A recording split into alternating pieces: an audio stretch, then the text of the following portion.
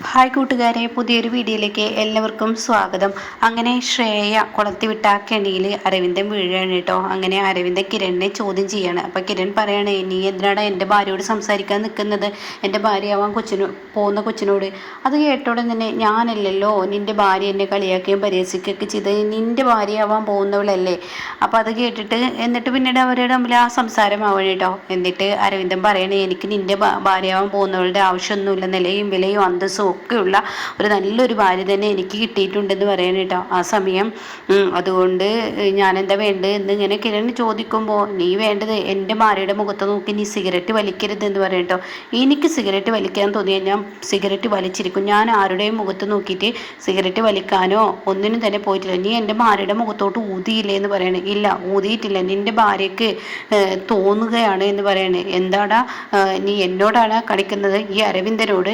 അപ്പോൾ ഉടനെ തന്നെ കിരൺ പറയണേ, ഏത് അരവിന്ദനോടാണെങ്കിലും ആരോടാണെങ്കിലും ഞാനൊരു കാര്യം പറയാം, നീ എൻ്റെ ഭാര്യയുടെ മുഖത്തോട്ട് നോക്കിയിട്ട് ഇനി സംസാരിക്കുകയും മിണ്ടുകയോ ചെയ്താലുണ്ടല്ലോ എന്ന് പറഞ്ഞ് കിരൺ സംസാരിക്കുമ്പോൾ തന്നെ അരവിന്ദൻ പറയണേ, ഞാൻ മിണ്ടാൻ പോവുകയോ ഒന്നുമില്ല, നിൻ്റെ ഭാര്യയോട് നീ പറഞ്ഞു കൊടുത്താൽ മതി, എന്നെ കളിയാക്കാനും എൻ്റെ ഭാര്യയ്ക്ക് പണി ചെയ്ത് കൊടുക്കണ അത് പരിഹസിക്കാനും നിൽക്കേണ്ടെന്ന്. ഇവിടെ ഇപ്പം ഞാൻ പറയുന്നതിന് നീ ഉത്തരം പറഞ്ഞാൽ മതി എന്ന് പറയുന്നത് കേട്ടോ.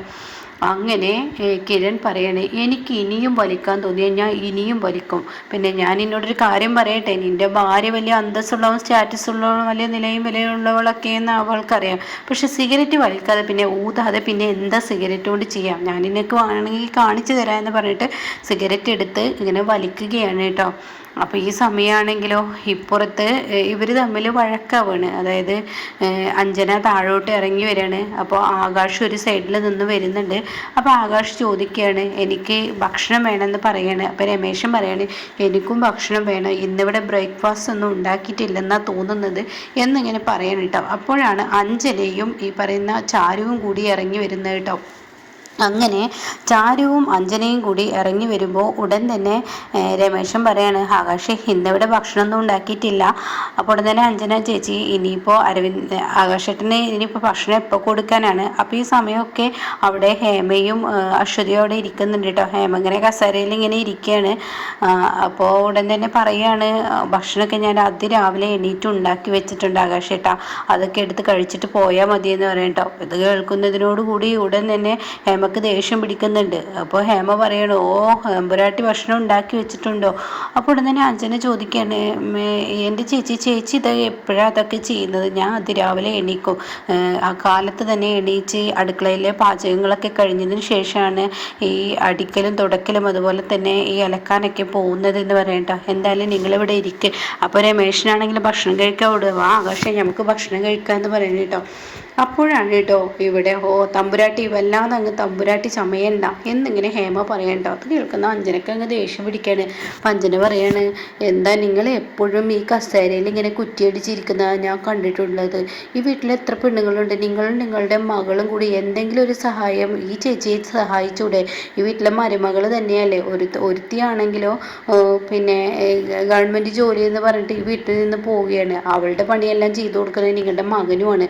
എന്നാൽ നിങ്ങൾക്ക് ഇവളെങ്കിലും ഒന്ന് സഹായിച്ചോട്ടെ, എനിക്ക് കുറ്റിയടിക്കൽ മാത്രമേ ഉള്ളൂ. അപ്പോൾ അത് കേൾക്കുന്നതിനോട് കൂടിയിട്ട് ഹേമക്ക് ദേഷ്യം പിടിക്കാനായിട്ട് അഞ്ജനയുടെ ഈ സംസാരം. അപ്പോൾ ഉടൻ തന്നെ ചാരു അതിൽ ഇടപെടുകയാണ്. ചാരു പറയണേ, അഞ്ജനെ നീ സംസാരം ഇവിടെ നിർത്ത്.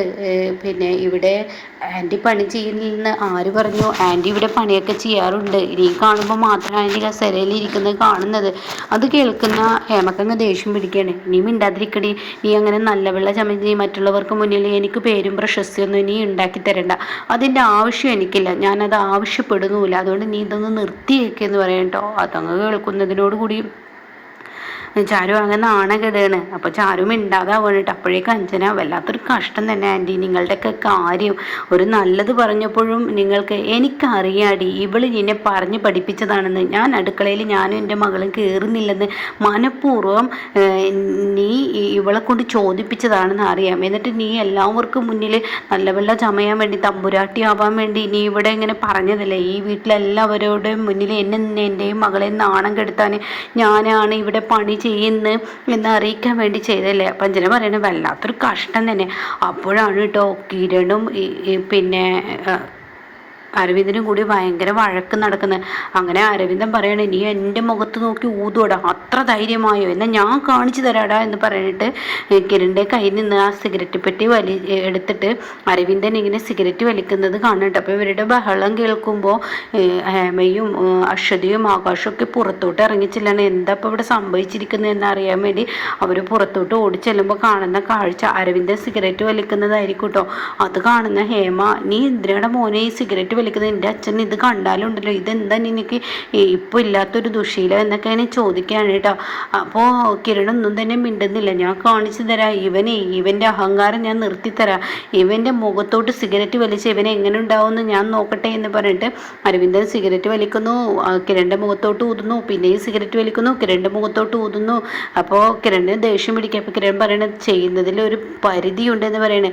അപ്പോഴേക്കും ആകാശ്, എന്തിനാ അരവിന്ദ നീ ഇങ്ങനെ പ്രശ്നം ഉണ്ടാക്കുന്ന ഈ വീട്ടിൽ? അപ്പോൾ ഹേമ പറയണേ, നിൻ്റെ അച്ഛൻ കണ്ടു കഴിഞ്ഞാൽ.